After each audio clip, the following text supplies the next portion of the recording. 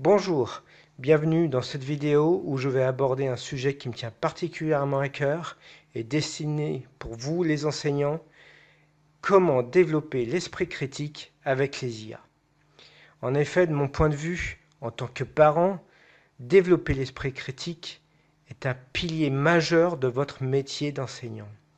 Donc dites stop au copier-coller, arrêtez tout de suite ce réflexe facile et tentant qu'ont nos enfants à prendre uniquement les réponses des IA et à les copier-coller pour se débarrasser au plus vite de leurs devoirs et de leur activité de réflexion.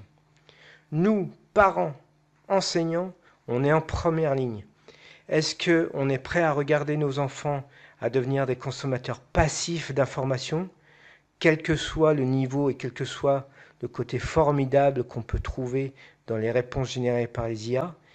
Ou est-ce qu'on veut donner à nos enfants de véritables armes pour devenir des acteurs éclairés et vraiment actifs au sein de toute cette masse d'informations de plus en plus massive?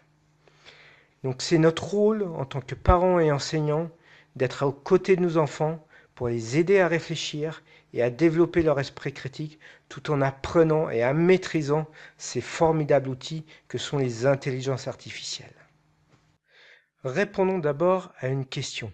Pourquoi est-ce si préoccupant? D'abord, je pense qu'il y a un risque d'atrophie cognitive et de paresse intellectuelle. En effet, à quoi bon réfléchir finalement si la machine peut le faire à ma place? C'est ça ce que pensent finalement les enfants. Ce n'est pas de la fiction, c'est la réalité que les experts soulignent, inquiets de voir cette pensée finalement externalisée. Et il y a même eu des études d'auprès d'étudiants de Oxford ou de grandes écoles anglaises ou américaines, je ne me souviens plus exactement laquelle, qui a vraiment montré cette baisse de l'effort de réflexion. Deuxième point essentiel, la créativité devient moins forte.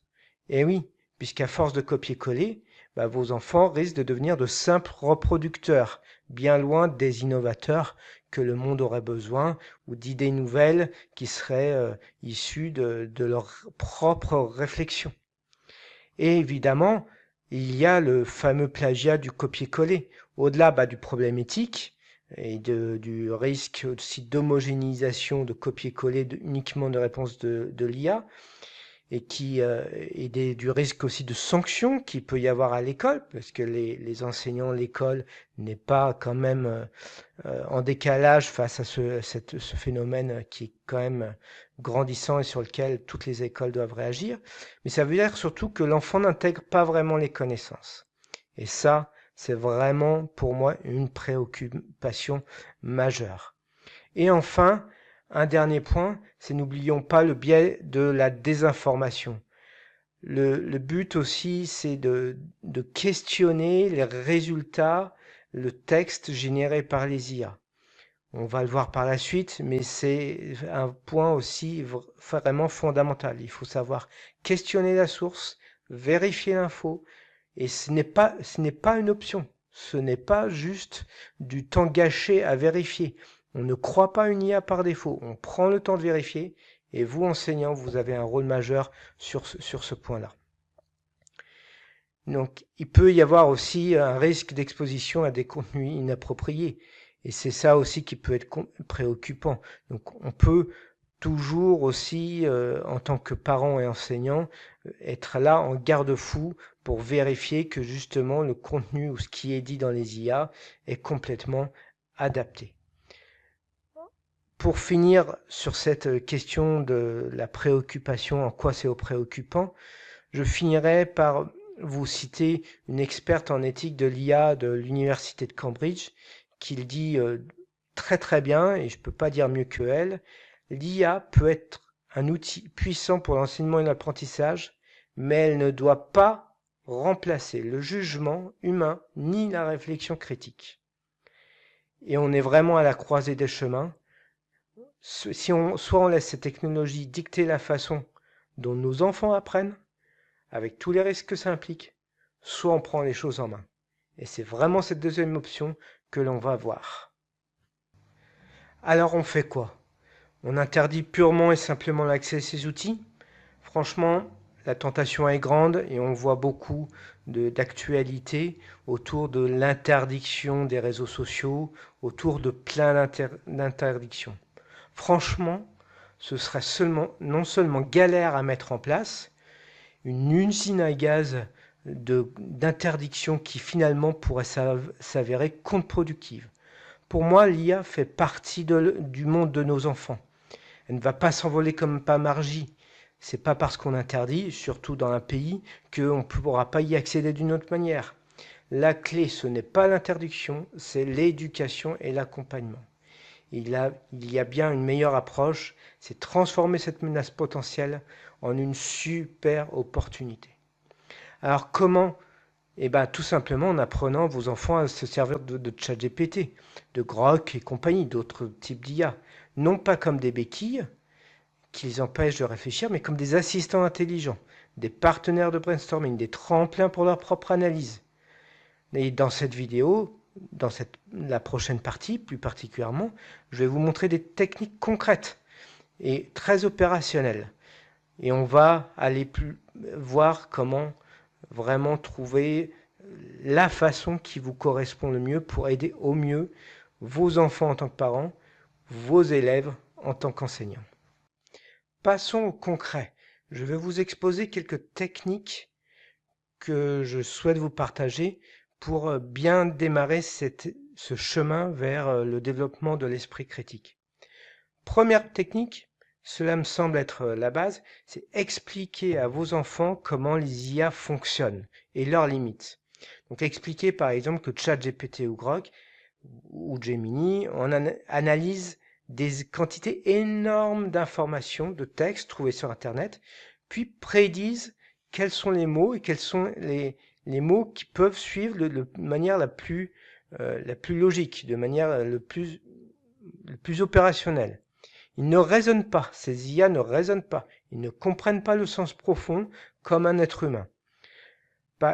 Par exemple, vous pouvez montrer à votre enfant qu'une IA peut se planter, inventer des infos. On appelle ça des hallucinations, ou alors des fake news, mais c'est plutôt des hallucinations. Et propager ainsi des biais qui sont issus de la façon dont elles ont été programmées ou entraînées. Je vous encourage à faire des tests avec eux, poser par exemple des questions pièges, demander l'avis à l'intelligence artificielle sur un sujet sensible ou une information toute fraîche. Et vous verrez avec votre enfant comme quoi l'IA n'est pas infaillible. Et cette prise de conscience est vraiment le premier pas vers un regard critique. Seconde technique, il s'agit tout simplement d'apprendre à votre enfant, à vos élèves, à poser les bonnes questions à l'IA. Le copier-coller, ça commence souvent par une requête ou une question balancée comme ça, tout simplement, sans se prendre la tête. Donc pour contrer ça, vous devez apprendre à vos enfants et à vos élèves à devenir des maîtres de la requête. Au lieu de juste demander « fais-moi un résumé sur la Révolution française », vous pouvez encourager les enfants à poser des questions plus précises. Vous pouvez pousser à demander à l'IA des explications plus développées. Par exemple, toujours sur la Révolution française, est-ce que tu peux me développer les dates clés de la Révolution française? Et vous pouvez même demander pourquoi tu me dis ça en réponse à ce qu'aura dit une IA. Voilà. Et est-ce que on peut poser aussi la question, quelles sont tes sources? Qu'est-ce qui te fait dire ça? Ça peut pousser les IA dans leur retranchement de poser la question du pourquoi. Ensuite, on peut demander aussi des points de vue différents. Alors sur la Révolution française, c'est peut-être un peu compliqué, mais sur des textes ou des analyses de textes, ça peut être très, très intéressant. Par exemple, quels seraient les arguments contre cette idée? Ou encore, existe-t-il d'autres façons d'interpréter ces événements? Ce sont des questions génériques, mais je vous laisse imaginer des sujets très concrets. Ou encore, peux-tu m'expliquer en utilisant une analogie sportive? Voilà, pour les enfants qui, effectivement, sont plus intéressés des fois par le sport, ça peut être intéressant de poser la question à l'IA sous cet angle-là. C'est un nouvel angle. Voilà, c'est encore une fois, c'est à vous, en tant qu'enseignant, en tant que parent, d'imaginer comment euh, pousser votre enfant à poser des questions pertinentes et à affiner finalement toutes les questions qu'il pose à l'IA. Et en posant donc des questions plus travaillées, l'enfant est déjà plus en train de réfléchir activement. Il ne va pas se contenter du copier-coller et se débarrasser. Il n'est plus dans l'attente d'une réponse passive. Donc là, c'est vraiment un travail qui est extrêmement important et qui vraiment aboutit à décortiquer un problème, à anticiper un genre de réponse que vous voulez, vous en tant que parent, vous en tant qu'enseignant, mais aussi l'enfant. Qu'est-ce qu'il attend comme type de réponse? Et c'est déjà un super exercice intellectuel. Une troisième technique que je vous propose, il s'agit de toujours analyser et critiquer les réponses de l'IA. Là, on touche au cœur du développement de l'esprit critique. Une fois que l'IA a donné sa réponse, le boulot ne fait que commencer. Et instaurer une règle d'or, on ne copie-colle jamais directement sans vérifier et analyser. Je vous invite même à l'écrire en gros, à l'imprimer et à le mettre devant les yeux de vos enfants ou de vos élèves. Mais encore une fois, en classe, c'est pas mal, hein. Je vous incite aussi à utiliser cette phrase qui est valable pas que pour les IA, mais pour les IA, c'est super important. Donc revenons à notre troisième technique. Il s'agit évidemment de vérifier les infos clés, par exemple les dates, les chiffres, les noms propres, et il faut toujours encourager les enfants à vérifier et à croiser les informations avec au moins 2 sources fiables. Les manuels scolaires, les encyclopédies, etc. Et puis évidemment, vous les profs, vous les enseignants et vous les parents. Repérez aussi les biais possibles. Est-ce que la réponse a l'air neutre? Est-ce qu'elle ne montre pas qu'un seul côté d'un problème plus complexe? Est-ce qu'il n'y a pas de généralisation? Et enfin, comparez les réponses. Suggérez à vos enfants de poser la même question à différentes IA, Grok, Gemini, Perplexity, ChatGPT, etc. et à les reformuler différemment. Et vous verrez qu'il y aura tout un panel de réponses totalement différentes. Enfin, évidemment, évaluer la pertinence. Est-ce que la réponse de l'IA correspond vraiment à ce qui est demandé, par exemple pour un devoir, ou est-ce que le niveau de complexité est-il le bon? Interrogez-vous vraiment sur cette pertinence par rapport à vos attentes. Cet exercice d'analyse critique transforme vraiment cette position passive qu'un enfant peut avoir en une interaction active et intelligente avec l'information. Dernière technique, et non des moindres, il faut exiger la reformulation et l'appropriation personnelle. C'est vraiment la technique anti-copier-coller par excellence.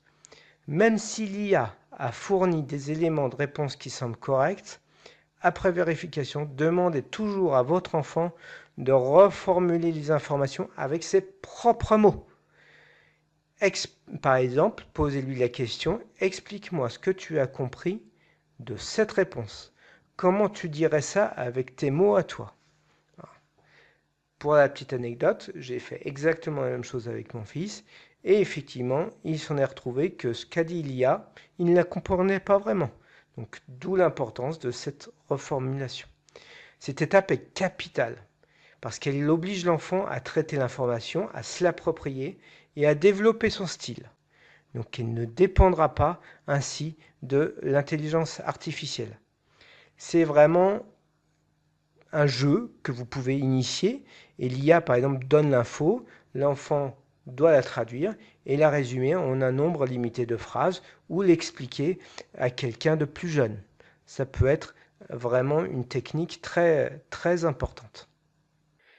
En adoptant les stratégies que je vous ai évoquées et dont vous trouverez le résumé ici, vous allez non seulement stopper le copier-coller, mais vous allez offrir à vos enfants des compétences cruciales pour le XXIe siècle. Imaginez que les enfants ainsi formés n'aient pas peur de la complexité, savent débusquer les fausses informations, vérifier ce que les IA leur donnent et utiliser vraiment les technologies comme un levier pour leur propre intelligence et non comme un substitut. C'est donc donner à vos enfants, en tant que parents, ou à vos élèves, vraiment les clés pour réussir.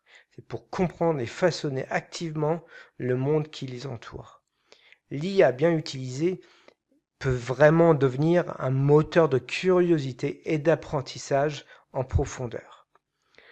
Donc, le copier-coller des réponses de l'IA pour les devoirs, ce n'est pas une fatalité, c'est un symptôme.